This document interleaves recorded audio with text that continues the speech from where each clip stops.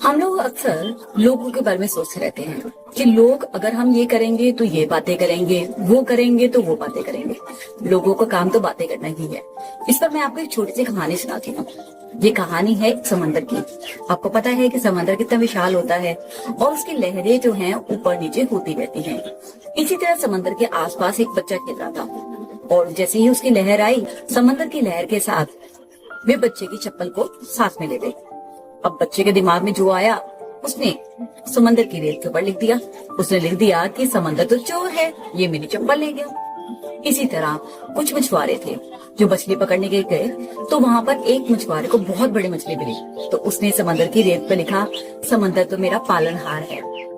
फिर एक औरत थी जिसके बच्चे की मृत्यु समंदर में डूब के कारण हो गई थी, तो उस औरत ने समंदर पर पता क्या लिखा? उसने लिखा कि ये समंदर तो हत्यारा है। अब एक बूढ़ा व्यक्ति था जिसकी कमर भी टेढ़ी थी, वो सही से चल भी नहीं पा रहा था, लेकिन उसने समंदर पे जब वो देख रहा था तो उसकी लहरों के साथ साथ उसे एक सीख मिली जिसमें उसे एक अनमोल मोती मिला। उसने देखा तो उसने कहा, ये समंदर तो बहुत अच्छा है, ये तो बहुत दानवीर है। लेकिन कुछ समय के बाद जब सबने कुछ लिखा हुआ था, तो एक समंदर की बड़ी सी लहर आई और जो जो सबने लिखा हुआ था सब कुछ मिटा कर ले गई। इसलिए कहते हैं कि जब भी अपना काम करो, अपने फोकस से करो, लोगों की परवाह मत करो। लोगों का काम क्या है? अलग अलग सोच रखना।